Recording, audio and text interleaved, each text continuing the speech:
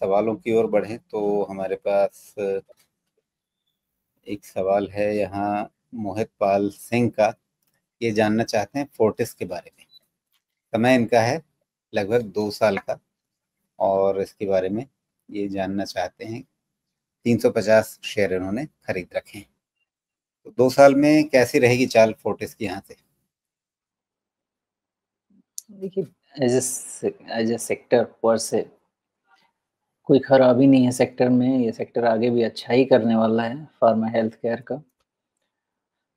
इनके वैल्यूएशन का जो सिचुएशन है, ये भी उतना खराब नहीं है, मतलब रिलेटिव टर्म्स में। सेल्स ग्रो कर रहा है, ईपीएस ग्रो कर रहा है, which is a good factor. एक बार इनके मल्टीपल वैल्यूएशंस थोड़े, चूँकि इन्होंने अच्छे रिजल्ट्स दिए हैं ना, तो इसलिए ऑफ लेट थोड़े इनके वैल्यूएशन स्ट्रेच तो हो गए हैं। इसलिए बाय डिप्स वाले सिनेरियो में तो कोई दिक्कत नहीं रहेगी। मुझे लगता नहीं है ये सेक्टर में कोई इश्यू है। लेकिन जैसे मैं हर बार कहता हूँ कि आपको भागना नहीं है इसके पीछे में, स्टॉक के पीछे में भागिए नहीं। अपने दाम पे मिले, ले लीजिए, कोई दिक्कत नहीं होगी। नहीं, अब इनका लेकिन दाम तो बहुत बढ़िया रहा है। इन्होंने खरीदा है 270 पे, अभी 700 के ऊपर चल रहा है। हाँ, तो ये तो इन्होंने तो भागा नहीं, बहुत आराम से ठहरे हुए भाव पे पकड़ा है इसको। हाँ, इनके भाव में कोई दिक्कत नहीं होगी राजीव जी, क्योंकि अगले 2 साल में भी फार्मा का थीम कहीं जा नहीं रहा है ना। इसलिए दोनों तरीके से देखा जाए तो यहाँ से भी फोर्टिस में कोई नेगेटिव ट्रेंड नहीं लगता है मुझे। वैल्यूएशन सिर्फ ऐसे हैं कि जितना फायरी रन इसका रहा है, उतना शायद फायरी रन नहीं रहे।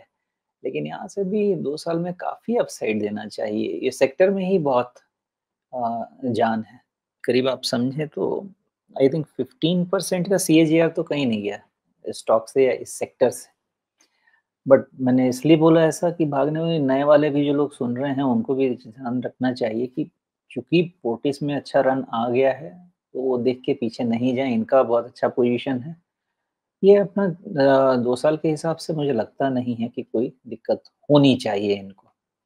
और यहाँ से 15% का सीएजीआर नहीं मिले, ऐसा लग तो नहीं रहा।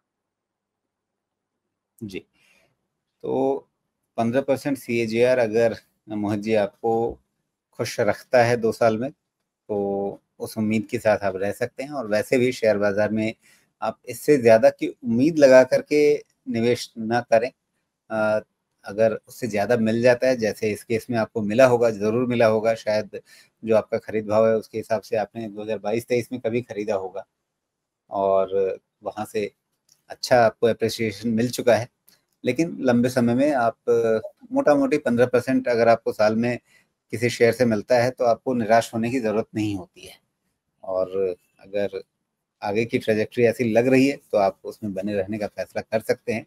लेकिन अगर इनका ये मन हो कि नहीं ठीक है, हमारा पैसा काफ़ी बन गया है, चूँकि इन्होंने सवाल पूछा है तो मन में कहीं ये बात ज़रूर रही होगी कि अच्छा पैसा बन गया है, क्या निकाल कर के कहीं और बेहतर ग्रोथ वाले किसी दूसरे शेयर में लगा सकते हैं?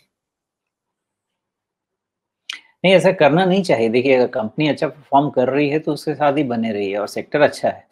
इसमें अगर इनको कभी मन करे तो देखिए, रिस्क कंटेनमेंट एक अलग चीज़ है, रिस्क मैनेजमेंट एक अलग चीज़ है। उसके लिए आपने ये लगा रखा है ना, 200 डीएमए बहुत अच्छा है।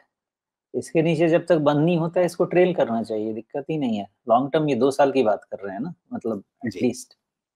तो उस हिसाब से आप 200 डीएमए को ट्रैक कीजिए, अगर वो आप मैनेज कर सकते हैं रिस्क, तो वहाँ मैनेज कीजिए। जी।